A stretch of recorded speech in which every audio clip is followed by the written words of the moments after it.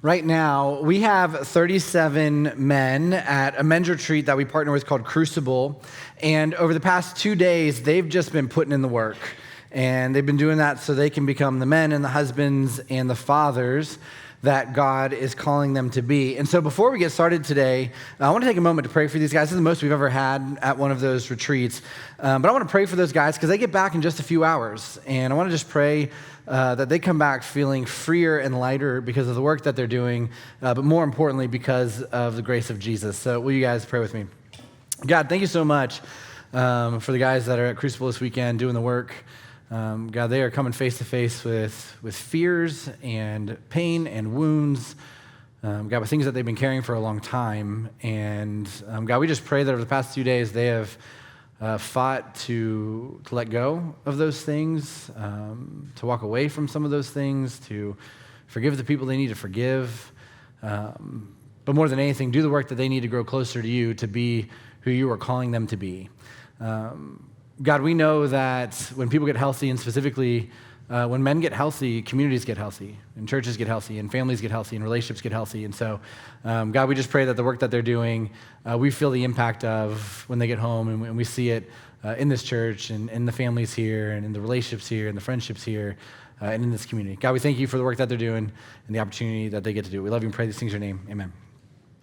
All right, we're in week 2 of our series called Digital Hygiene, where we're talking about the impact that technology has on our spiritual lives. And my heart for this series is that we learn to live in God's wisdom when it comes to the very real, constantly changing dynamics of apps and smartphones and tech.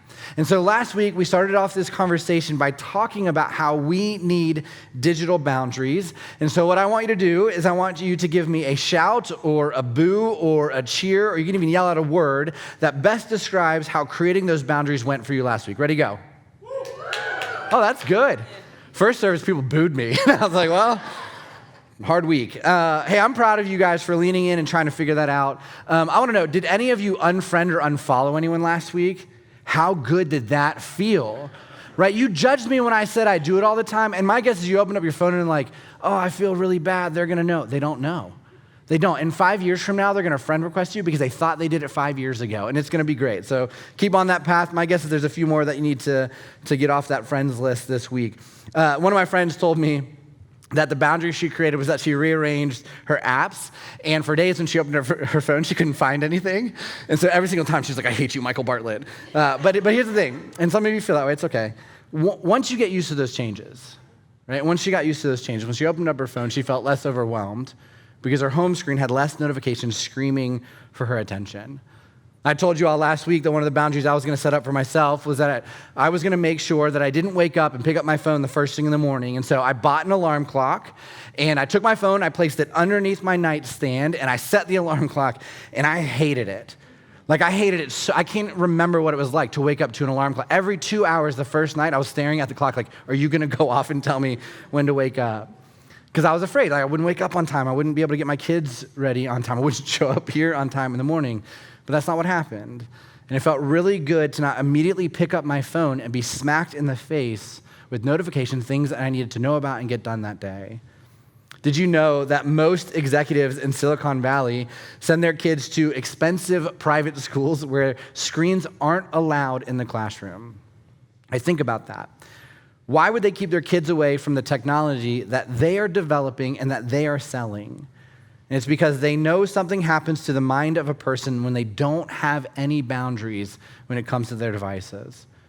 And just a reminder, as part of this series, we're doing a parenting and tech seminar on Saturday, February 1st. We are almost out of slots. We have limited space available specifically for the childcare that's going to happen. So if you've thought for a week, I need to sign up for that and haven't signed up for that, I want you to take out your phone and do it right now. This is going to be a really great opportunity where we're going to have a really good conversation about parenting and tech, and we're going to have some teachers and some mental health professionals sharing specifically, so that you as a parent can figure out how to create boundaries with tech for your kids. And so if you haven't signed up for that, do it. You're gonna run out of slots today. You can do that through the Church Center app, or you can go to Next Steps after service. Now today, as we continue in this series, we're gonna talk about the power of silence.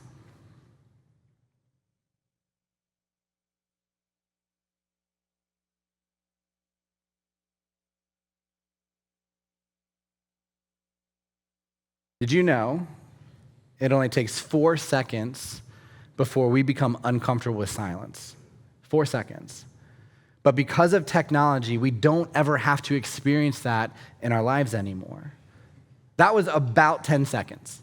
And on a scale of 1 to 10, how uncomfortable was that for you?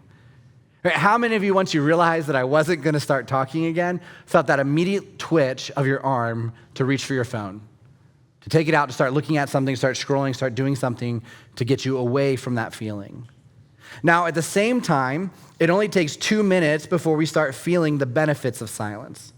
Silence has been scientifically proven to lower blood pressure, boost the immune system, decrease stress, reduce muscle tension, regulate breathing, decrease heart rate, improve sleep, improve mental health, enhance self-awareness, and reset our nervous system. Silence is a powerful thing, but one of the negative impacts on a world that is growing more and more technological is that it's getting louder and louder. And I'm not just talking about the volume of things, but also the noise that is competing for our thoughts and our time and our attention. It's the noise of streaming services that you turn on as soon as you get home and you fall asleep to. It's the noise of podcasts and music that are always coming through your headphones. It's the noise from Reels and TikToks that you were just mindlessly scrolling. But it's also the noise of notifications that are constantly vying for your attention and pinging you throughout the day. It's the noise of the apps that tell you if you just bought this one item, your life would be better. It's the noise of the voices on social media that echo in your thoughts throughout the day that tell you that you aren't good enough and that their life is better than yours. It's all noise all the time. I remember in 2010 when I got my first iPhone. I was hyped for it. I waited in line. I got my phone. I picked it up. I got it ready to go. And before I left the store, they helped me download the Facebook app. And you know what I didn't think about that day and didn't understand? Is that my life would never be less inundated with notifications than it was the day before that. That my life would never have less noise in it. In 2010, people spent 7.5 hours a day consuming media. This includes things like television, listening to music, playing video games, spending time on the internet, and social media, 7.5 hours a day. By 2020, it was 11 hours and 56 minutes a day. And last year, people spent 12 hours and 37 minutes a day on media. In 2010, notifications existed, but they weren't part of cell phones consistently yet. By 2020, people started averaging 46 notifications a day. Last year, we averaged 146 notifications a day, which is one notification every 10 minutes. And it's actually worse for younger generations. Gen Z received 181 notifications a day, which is one every 8 minutes. And younger than that, that kind of teenage range, young teenagers receive 240 notifications a day, or one every 6 minutes. Psychological researcher Larry Rosen, who co-wrote this book called The Distracted Mind, found that companies are now hiring behavioral scientists to help them design apps and push notification systems to keep us constantly checking our phones. Hey, this is an unfair game that we are playing. According to a study from Synapse, the maker of a notification management app called Daywise, modern smartphone users receive more than double the number of notifications per day that they think they are getting. Meaning we don't even know how many times a day our phone is trying to grab our attention.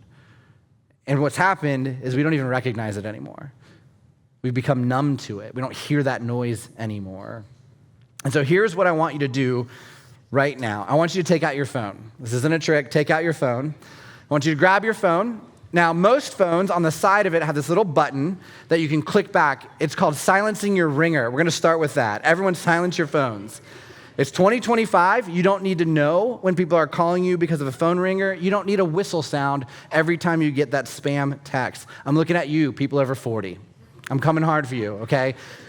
Millennials, Gen Z, they switched their phones to silence 10 years ago. Gen Alpha, which is younger than that, middle schoolers, you shouldn't have a phone, to be honest, but they don't even know phones ring. They didn't grow up in that era.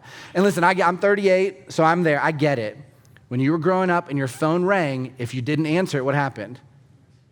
You didn't know they called. It's 2025, you know they called. It says it on your phone. So silence your phones, please, every single Sunday that you're here. Now, I swear if a phone goes off, man. All right, now, if you have an iPhone, What I want you to do is I want you to swipe to the right until you get to the end screen, which is called your Today view, or sometimes it's called like a widget screen. And at the top, typically it'll be like maybe pictures or news. And so if you scroll down on that, what you'll find is a bunch of bars. It's a bar graph, essentially, and that is your screen time.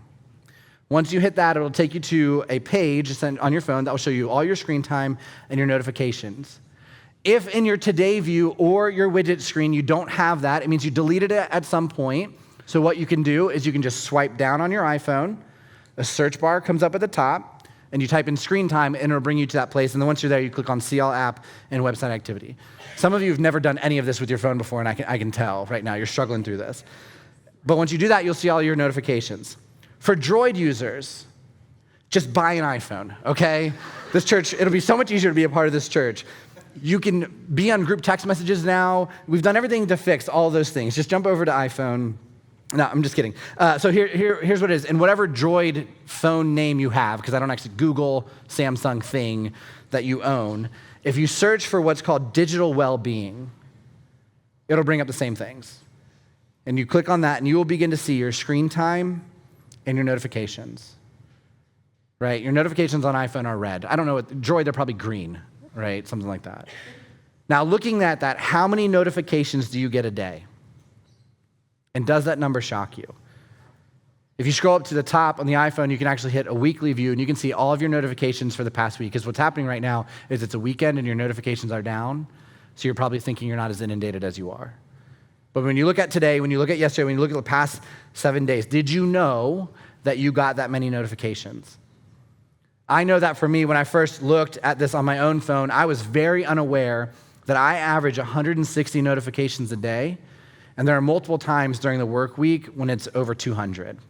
And for me, I don't even have notifications turned on when it comes to my junk mail, or like I'm not getting 30 emails from Chipotle every single day telling me that. Like I don't see those notifications. I don't have notifications turned on for sports apps or entertainment apps. And even with all of that being true, for me personally, I still get interrupted once every 9 minutes, 24 hours a day. And whether we are aware of this or not, this has an impact on our spiritual lives. More specifically, this has an impact on your relationship with God. In the book of Psalms in the Old Testament, Psalm 46, it's a song, but verse 10 says this. It says, "Be still and know that I am God." And this verse is such a great reminder that we don't have to be in control. This verse is a great reminder that God is always with us. It's a great reminder that God is God. But the problem is that we don't know what it's like to be still anymore, right? And we live this life where we want it to be busy and know that I am God. Be distracted and know that I am God. Be moving constantly and know that I am God. Be surrounded by noise and know that I am God. You see, one of the ways that technology impacts our spiritual life is that there's constant noise and constant distraction. And for a lot of us, we have just forgotten what it is like to have silence. We have forgotten what it's like to not have media constantly playing in the background, and we have grown used to this noise.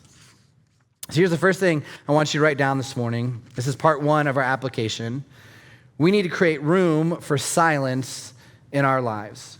We need to create room for silence in our lives. And listen, I'm not telling you to stop listening to music while you work out, right? I was writing this sermon, finishing up, and so yesterday while I was working out, I was like, I'm going to try to work out without music. And I lasted maybe 70 seconds. I was like, this is awful. Like, I need something going on. Like, I'm not telling you to stop listening to podcasts while you drive to work. I'm not telling you to not watch the Commanders beat down on the Buccaneers tonight in prime time. You should do that. Yes. I'm really nervous, I'm going to be honest. Here's what I'm saying. I am saying that we need to intentionally choose to step out of the noise and step into the silence sometimes. We need to take a few minutes before bed without screens playing in the background. You take a few minutes in your car without music playing before you step into work. You take a few minutes at lunch where you're not staring at your phone. Right? For those of you with toddlers, it's taking a few moments while you're going to the bathroom because that is the only silence you get in that house. It gets better at some point, I promise. But we need to find time every day for just a few moments of silence. When you read the biographies of Jesus, Matthew, Mark, Luke, and John, Jesus did this. Like, this was a regular part of his life. He pursued silence. In Mark 1, verse 29, it says, after Jesus left the synagogue with James and John, they went to Simon and Andrew's home. Now, Simon's mother-in-law was sick in bed with a high fever. They told Jesus about her right away. So he went to her bedside, took her by the hand, and helped her sit up. Then her fever left her, and she prepared a meal for them. That evening, after sunset, many sick and demon-possessed people were brought to Jesus. The whole town gathered at the door to watch. So Jesus healed many people who were sick with various diseases, and he cast out many demons. And your day might not look just like that, but you understand what it's like to move from one thing to the next to the next. You know what it's like to have people constantly needing you. You can relate in this story about Jesus to the busyness. I think we can relate to verse 33 that says the whole town gathered at the door to watch because we feel like people are always watching us.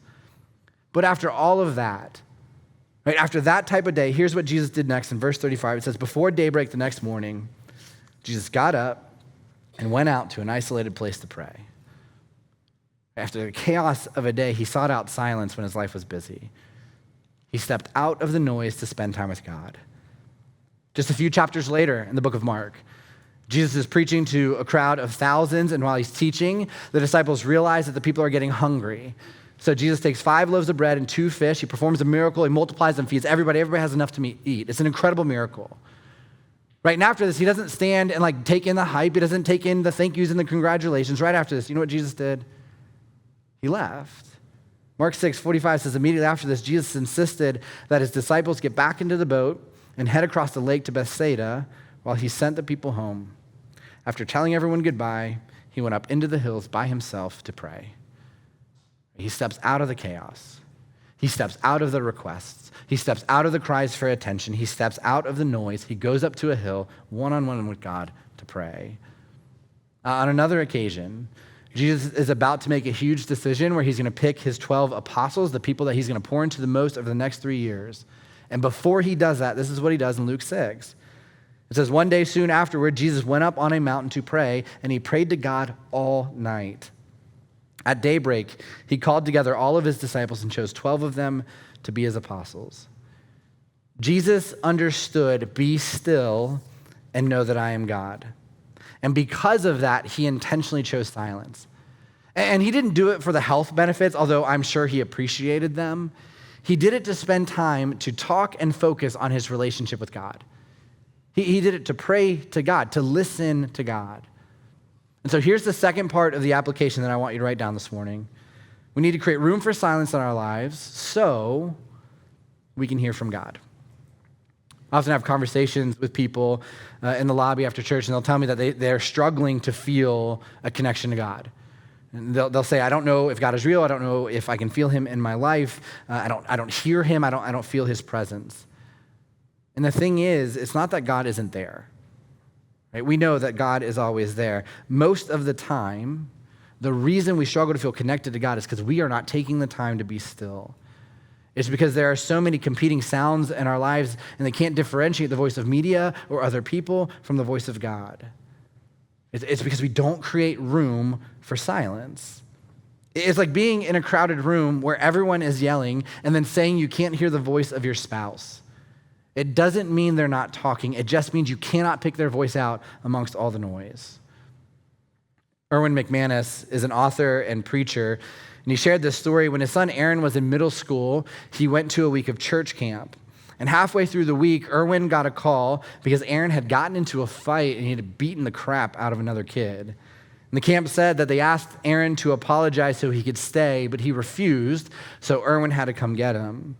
When Erwin got to the camp, he sat down with his son to try to figure out what was going on, and Aaron shared with his father that the reason he got into a fight was because the other camper said something about his mom, so we beat him up.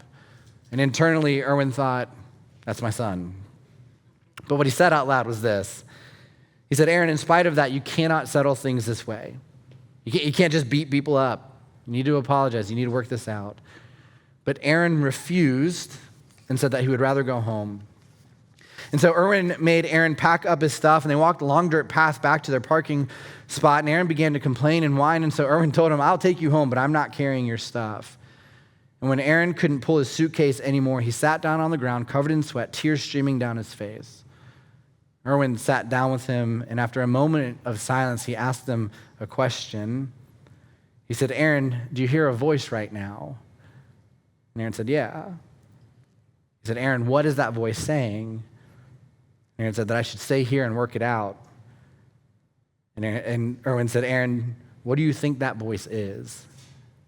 He said, God. And he asked his son, what are you going to do? And his son said, I want to go home. But Erwin said to him, listen, you're old enough to make this decision. If you want to go home, I'll take you home. But son, I need you to know something. If you ignore that voice and you do not do what it says, the next time it'll be quieter, and the time after that it'll be softer still, until eventually you no longer hear that voice. And then one day you'll be in your 20s or your 30s, and you'll be like the dozens or hundreds of people who come to our church and say, why do you all believe in this? God isn't real. You say that God speaks. I don't hear him. That's a joke. And the reason is that at one point God spoke to them, but they chose to ignore it. They had chose to ignore that soft whisper and that gentle nudge until they couldn't feel the nudge and they wouldn't hear the whisper. And it wasn't that God wasn't speaking. It was that they chose to ignore it for so long that they couldn't hear his voice anymore. And he said to his son, please do not be that person. I fear that because of technology and notifications and media that are always in our hands, we are getting to a point where we will no longer hear God's voice. We're getting so caught up in the noise that God's voice is getting quieter and quieter, and we are beginning to wonder if he's even there. And it's not because he isn't speaking to us. It's because we're not listening. And if we continue on the path we are on and we refuse to take digital hygiene seriously, we're going to get to a point where God is talking, but we have chosen to drown him out. And so we need to create room for silence in our lives so we can hear from God. Now, here's the second reason we need silence. We need to create room for silence in our lives so we can listen to God. Because hearing him is one thing and listening is another. I'm convinced that one of the reasons we avoid silence is because we are afraid that in the silence, God is going to tell us something that we don't want to hear. That he's going to push us to do something that we don't want to do. Blaise Pascal was a philosopher and theologian during the 17th century, and he once said this. He said, all of humanity's problems stem from man's inability to sit quietly in a room alone. He wrote this in one of his most famous books called Pensées, which is French for thoughts, and it was a book about his conversion to Christianity and his faith. Pascal goes on to say that people often seek distractions and external stimuli to avoid confronting their own thoughts and their own feelings when they're left alone. That was 400 years ago. How do we feel about that now? I know that for some of us, we welcome the noise because we know that if we sit in silence long enough, God is going to start pressing something onto our souls that he wants us to deal with or work on or remove from our life, and we don't want to do that. And so we welcome the constant notifications. We welcome the distraction from apps. We welcome the streaming. We welcome the messages that take us away from the things that God is really trying to get us to do. I know for me personally, when I don't want to grow, when I don't want to deal with something I know I need to deal with, I stay busy. I keep the TV on, I keep my headphones playing, I keep my phone in my hand. And my guess is you do the same thing. We need to create room for silence in our lives so we can listen to God. Because when we listen, we obey. And when we listen, we grow. And when we listen, we heal. A few months ago, I did something really dumb. After we had gone to 3 services, I was online doing an audit of Collective to make sure that our service times were correct on social media and our website and everything else that's kind of picked up our service times over the years. And so I Googled Collective Church, Frederick, Maryland. And as I was scrolling through the results, I noticed that one of the sites that was linked was Reddit. Now, I had never been on Reddit before, but I know people who use Reddit. It's one of the forms of social media that they regularly go to, so I knew a little bit about the way the site works. But for those of you who don't know anything about Reddit or have never been on Reddit, don't do it, okay? I deleted Twitter a few years ago because I thought it was toxic. Reddit is where everybody went to go to be more toxic. It is one of the worst things I've ever experienced in my life. It's essentially just a bunch of bitter and angry and mean people who want to anonymously complain and say terrible things on the internet, and they feed off of each other. Now, I know that some of you use Reddit, and you're like, I'm very offended. And it's well, I guess you could try to prove to me you're not one of those people, but it's a gross place. It's not great. And so I experienced all of this firsthand the first time I clicked on that link, which is what I shouldn't have done. I never should have clicked on it. It was a huge mistake. And the way that Reddit works is someone will create a thread based on a question or a comment, and people will share whatever they want, non-moderated, as comments down below. And this thread started with a simple question from someone asking, have any of you been to Collective Church in Frederick? And there were hundreds of comments. And the forum was dominated by this small group of people saying some of the most hateful things about me that I have ever read.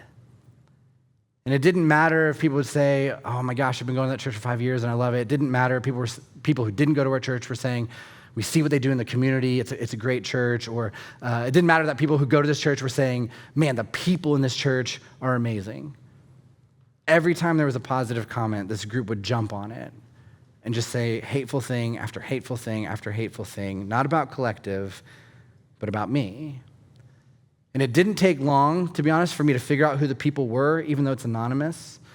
And while most of what they shared I know isn't the truth, and I know that they're just saying these things out of their own wounds and their own pain and their own baggage, even though I know those things are true, it crushed me. The problem, though, was that I just couldn't stop reading the comments.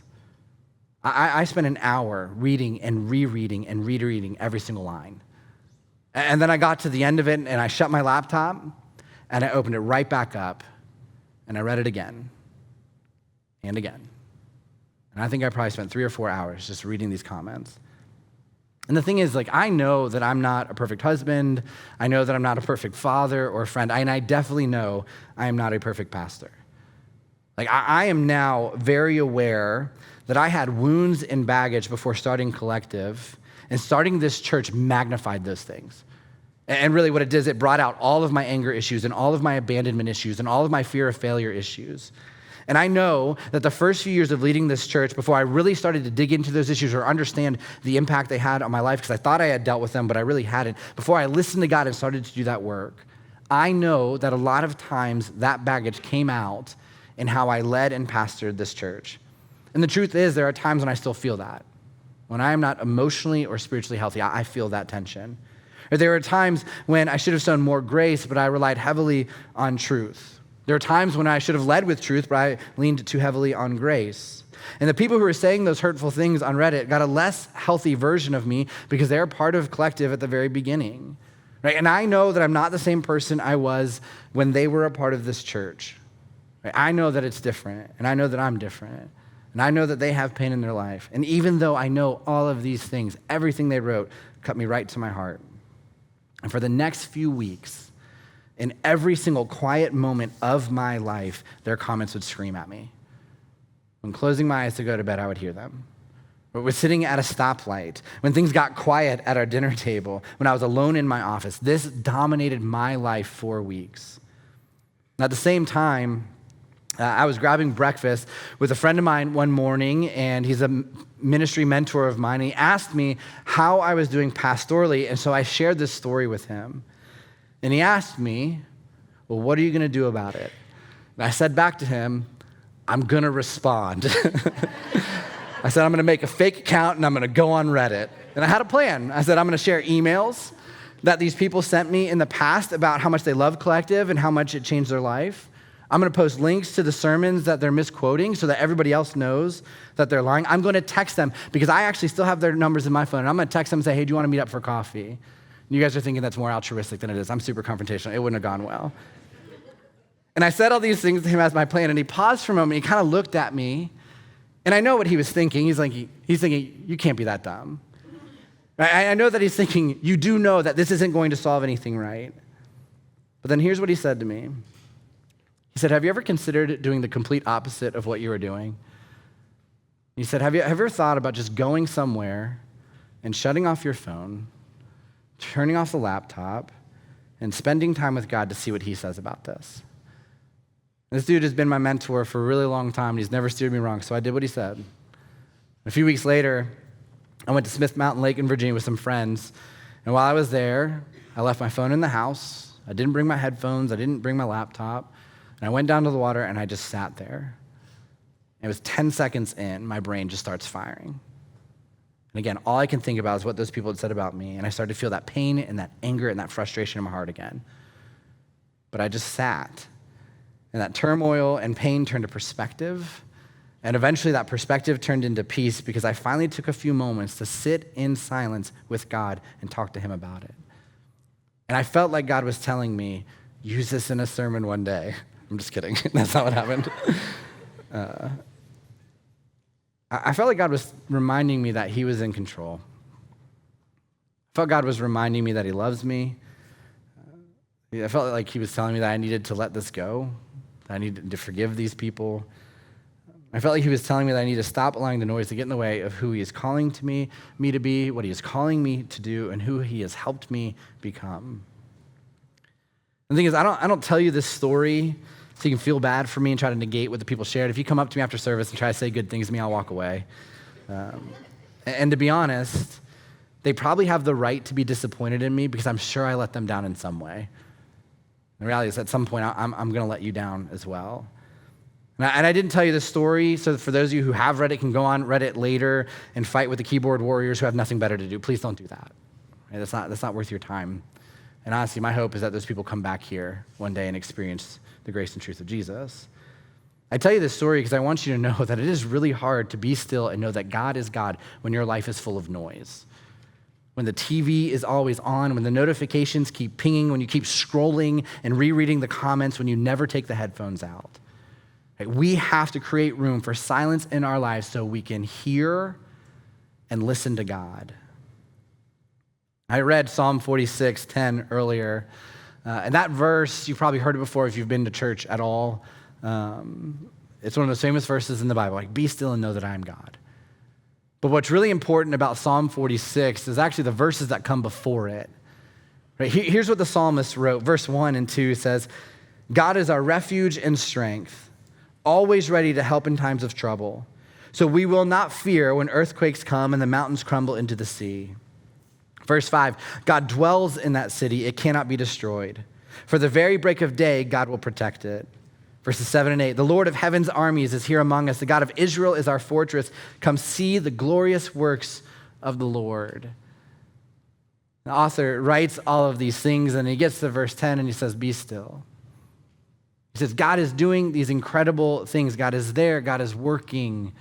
But in order for us to see it and feel it and experience, we have to be still. And so in the chaos and in the pain and in the troubles and in the grief and in the destruction and in the fear and in the unrelenting noise of this world, we have to be still. Right? We have to be still and take time to be reminded that God is God. Let's pray. God, I don't know and I don't remember life getting this loud. God, it's just been this gradual thing where year after year it just gets a little bit more loud, a little bit more complicated, to be honest, a little bit more addicted. And God, when it comes to all this noise, we're just getting so used to it. God, we are just so unaware of how much time we spend away from you and away from silence. God, to be honest, we spend so much time with noise that we often forget that you are there. And God, when we look at the trends and we look at the data, it's just getting worse. God, at some point it'll be 13 hours a day and 200 notifications and 15 hours a day and 400 notifications. And that is the future we are heading toward. And God, we understand and we recognize that because of that, we are drowning you out. And so God, I just pray that as we wrestle with technology, as we wrestle with boundaries, God, I pray that it is building in these small moments of time in our life that we didn't previously have, that we recognize that we need to spend it one-on-one with you with nothing else, with no other noise. And God, I pray that in that silence we feel you and we hear you louder than ever. God, for a lot of us, your voice has become a whisper, and it's not because you're whispering, it's because everything else is so loud. So God, help us make decisions and make habits and create boundaries that turn that back up. God, we're so thankful that you are always with us, that you are never further away from us. God, that you are always calling out to us and speaking to us. And God, we're thankful for Jesus' example of what it looks like to sit in that space and sit in that silence and hear you. God, I pray that we follow his lead. Thank you and love you and pray these things in your name. Amen.